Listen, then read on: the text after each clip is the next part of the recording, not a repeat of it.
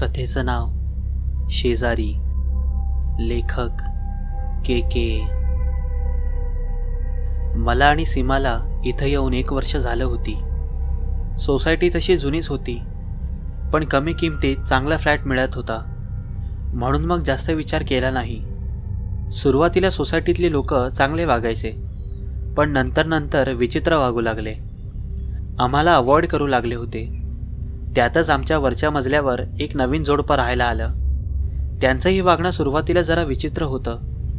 ते आमच्याशी बोलत नसत, आम्हाला अवॉइड करत असत. त्यांच्या घरात काहीतरी विचित्र प्रकार चालायचे अशी एक कुजबूज सोसायटीच्या लोकांमध्ये होती. त्यांच्या घरात ते 4 जण होते: सारंग, त्याची बायको पूजा आणि सारंगचे आई वडील. सीमाला जरा दुसऱ्यांच्या घरात डोकवायची सवय आहे, त्यामुळे ती अनेकदा दुपारी त्यांच्या फ्लॅट बाहेर जाऊन आत काय चाललंय त्याचा अंदाज घ्यायची. मी कित्येकदा तिला या गोष्टीवरून सोनावलं पण होतं, पण सीमाने माझं ऐकलं नाही आणि ते डोकावणे चालूच ठेवलं. तुला माहीत आहे का जितू, वरचे जे देशमुख आहेत ना, त्यांच्या घरात काहीतरी विचित्र गोष्ट चालू असतात. आजच मी ऐकलं की ते लोक येत्या शुक्रवारी काहीतरी आत्मा बोलवण्याचा विधी करणार आहेत. सीमा मला म्हणाली, काय म्हणजे तू अजून दुसऱ्यांच्या घरात झाकणं बंद केलं नाहीस? मी वैतागून म्हणालो, ते महत्त्वाचं नाही रे. आज ती सोसायटीत कामवाली येते ना, रेश्मा, ती त्या मंजूला सांगत होती, आपल्याच दारासमोर उभा राहून बोलत होत्या. मग त्यात काय झालं? हे बघ, मला काही इंटरेस्ट नाही आहे, मी म्हणालो. खरंच? इकडे बघून बोल, तुला पण या गोष्टीत बराच रस आहे, मला माहीत आहे, लाडात येत सीमा म्हणाली. गप ग, मी म्हणालो. पण मग आम्ही दोघं खूप वेळ चेष्टा मस्करी करून झोपलो. वेळ रात्रीचे 11, शुक्रवार. आज मला पण उत्सुकता होती की नक्की ते लोक काय करणार आहेत, कारण सारंग आणि पूजा दोघेही काहीतरी सामान घेऊन जाताना दिसले. पण कदाचित ते गुप्तता ठेवायच्या उद्देशाने समोरून गेले, पण बोलले देखील नाहीत. रात्री 12 वाजता त्यांचं दार बंद होतं. सीमा नेहमीप्रमाणे एक्सायटेड होती. ती दार उघडून वर निघाली. मला पण राहावेना झालं. मी पण गेलो. दाराला कान लावून आम्ही ऐकत राहिलो. थोड्या वेळाने मात्र आतून कसले कसले विचित्र आवाज येऊ लागले. कोणीतरी जोरात ओरडले आणि दार उघडून बाहेर येतंय असं वाटत असताना मी आणि सीमा लगेच खाली आलो. दुसरा दिवस. वेळ सकाळची. सीमा दारात उभी होती. तितक्यात वरून पूजा आणि सारंग खाली येताना दिसले आणि आश्चर्य म्हणजे आज ते दोघं सीमाशी बोलले. मग ते त्यांच्या कामाला निघून गेले. दुपारी दोघेही बाहेरून कुठून तरी येत होते. मी आणि सीमा दारात उभं राहून बोलत होतो. तितक्यात मी सारंग आणि पूजाकडे बघून स्मितहास्य केलं. हाय, मी सारंग देशमुख. हाय, तुम्ही नवीनच आला आहात इथं, मी म्हणालो. हो, 1च आठवडा झाला आहे. तितक्यात ती कामवाली रेश्मा तिथून जाऊ लागली. पहिलं तिनं माझ्याकडं आणि सीमाकडे विचित्र नजरेने पाहिलं आणि मग सारंग आणि पूजाकडे बघत ती निघून गेली. या बिल्डिंगमधली लोक विचित्र आहेत का? सारंग म्हणाला. हो, खरं आहे. नीट बोलत नाही आणि या कामवाल्या बाया पण तशाच आहेत. असो, या कधीतरी, सारंग म्हणाला. मी म्हटलं, हो नक्कीच, आता तुम्ही बोलवलं आहे म्हटल्यावर येणारच. तुम्ही पण या एकदा, मी म्हणालो. नक्कीच येऊ आम्ही, सारंग म्हणाला. त्यांचं पण नवीनच लग्न झालं होतं. काहीच दिवसात आमच्यात घरोबा निर्माण झाला. मग हळूहळू माझी आणि सारंगची आणि सीमा आणि पूजाची चांगलीच गट्टी जमली.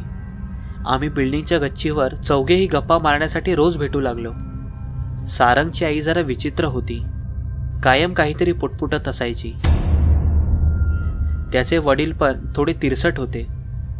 ते जरा अबोल होते, त्यामुळे आम्ही त्यांच्या घरी जायची शक्यता टाळले होते. पण आज सकाळी खूप वाईट बातमी मिळाली. पूजाला हॉस्पिटलमध्ये ॲडमिट केलं होतं, कारण ती विचित्र वागू लागली होती. तसेच त्यांच्या घरात विचित्र घटना घडू लागल्या होत्या. मी सारंगबरोबर हॉस्पिटलला गेलो. सीमा पण होती बरोबर. पूजाला वेड्याचे झटके येऊ लागले होते. सीमाला बघून तिला जरा आधार वाटला. मग सीमाला पण बरं वाटत नव्हतं, म्हणून ती घरी आली. मी आणि सारंग बाहेर हॉस्पिटलमध्येच बसून होतो. बऱ्याच वेळाने सारंगच्या घरून तर आज पहिल्यांदा सारंग आणि पूजा आमच्या फ्लॅटवर येणार होते. मी सोफ्यावर बसलो होतो. बाजूला सीमा बसली होती. तितक्यात सारंगच्या बाबांचा त्याच्या मोबाईलवर फोन आला. काय? थांबा, मी लगेच येतो, सारंग म्हणाला. अरे आई बेशुद्ध पडली आहे, तिला घरात काहीतरी दिसलं म्हणे, चल लगेच निघू, असं म्हणून आम्ही निघालो. पण घरी येईपर्यंत उशीर झालेला. सीमा बाहेरच वाट बघत उभी होती. सारंग पळत घरात पोचला, पण त्याची आई वारली होती आणि बाबा शॉकमध्ये होते. घरात शोककळा पसरली होती. आम्ही त्याच्या घरात होतो. आता बरेच नातेवाईक जमू लागले. घर नातेवाईकांनी भरलं होतं. आम्ही सारंगला आधार देत होतो आणि अचानक सारंगच्या बाबांना काहीतरी होऊ लागलं. त्यांना सुद्धा काहीतरी दिसलं होतं. क्षणभरात त्यांनीही जग सोडलं. सारंग पोरका झाला होता.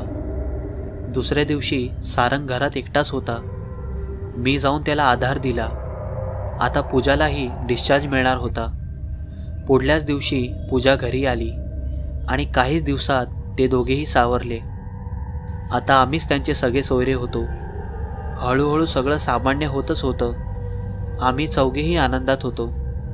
आज इतक्या दिवसात पहिल्यांदा आम्ही त्यांच्याकडे जेवायला गेलो होतो. पूजा सीमाला घेऊन आत गेली आणि 5च मिनिटात पूजाला पुन्हा वेड्याचा झटका आला. ती वेड्यासारखं करू लागली. सीमाने मला आवाज दिला आणि मी आणि सारंग पळत आत गेलो आणि सारंगने पूजाला कसं तरी कंट्रोल केलं.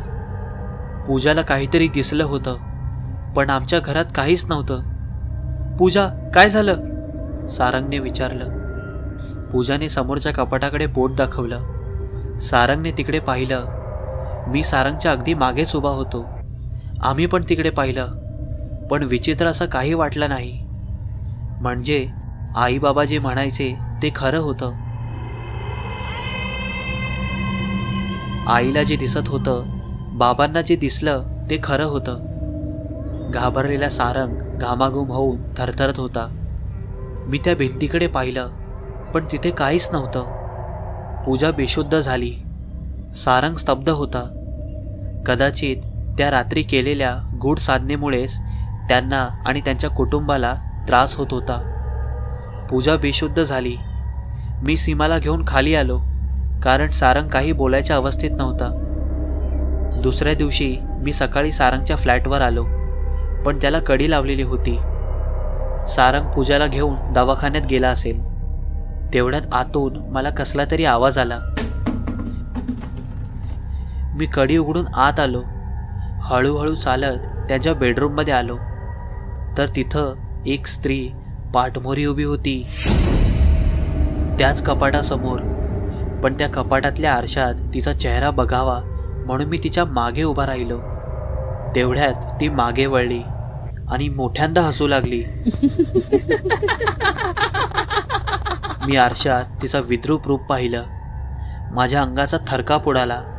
माझा घसा कोरडा पडला आणि मग माझ्या लक्षात आलं की सारंगने काल काय पाहिलं ते. मग मलाही लक्षात आलं की सारंग आणि पूजा का घाबरले. कारणच तसं होतं. आमचं खरं रूप त्यांना दिसलं होतं. कारण त्यावेळी आरशासमोर मी आणि सीमा उभे होतो. त्यांना आमचं ते भयंकर रूप आरशात स्पष्ट दिसलं होतं. ती पाठमोरी उभी असलेली स्त्री सीमा होती. गेले कित्येक दिवस आम्ही त्या फ्लॅटमध्ये एकटे पडलो होतो. बोलायला कोणी नव्हतं, ना मित्र ना नातेवाईक. मग सारंग आणि पूजा राहायला आले आणि त्यांनी केलेल्या त्या अघोरी विधीमुळं आम्हाला त्यांच्या घरात शिरायची संधी मिळाली. त्या विधीत त्यांनी आवाहन केलेल्या आत्म्याआधी आम्ही दोघंच तिथे पोचलो, कारण आम्ही दबा धरून त्या क्षणाची वाट पाहत होतो. त्यामुळेच दुसऱ्या दिवसापासून आम्ही फक्त त्या दोघांनाच दिसू लागलो होतो. पण त्याची आई सारखी देवाचा जप करत पुटपुटत असायची.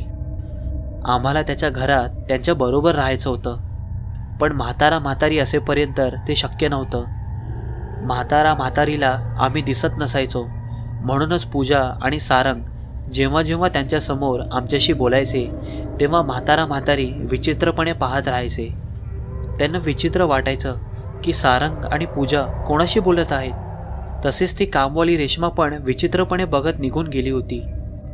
जेव्हा सारंग माझ्या बरोबर बोलत होता तेव्हा, तसेच आम्ही बिल्डिंगच्या गच्चीवर बोलत उभं असायचो तेव्हा पण खालून जाणारी लोक सारंगकडे वेडा असल्यासारखी बघायची, कारण मी कोणाला दिसत नव्हतो.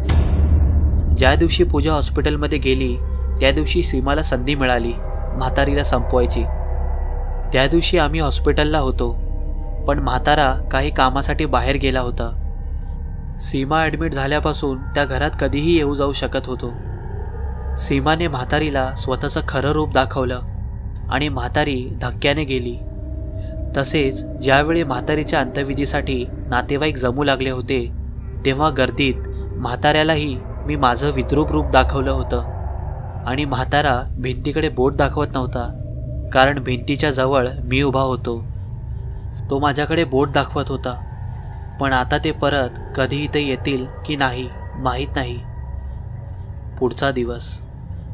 सकाळी सारंग आणि पूजा सगळं सामान घेऊन निघाले. मी आणि सीमा आतून बघत होतो. सारंग पूजा क्षणभर आमच्या फ्लॅटसमोर थांबले.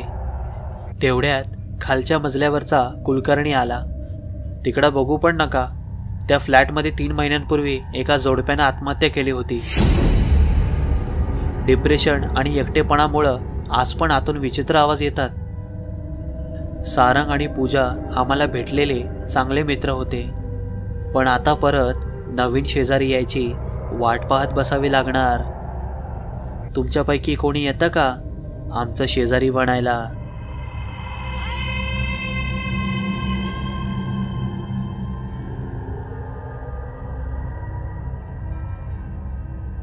व्हिडिओ आवडला असेल तर व्हिडिओला लाईक आणि शेअर करा. चॅनलवर पहिल्यांदा आले असाल तर इथे क्लिक करून सबस्क्राईब करा व घंटा वाजवून इन्स्टंट नोटिफिकेशन मिळवा. अशाच भूतांच्या गोष्टी ऐकण्यासाठी इथे क्लिक करा. तुमच्याकडेही काही अशा भूतांच्या गोष्टी किंवा अनुभव असतील तर काजळ रातला पाठवा. ईमेल ID डिस्क्रिप्शनमध्ये आहे.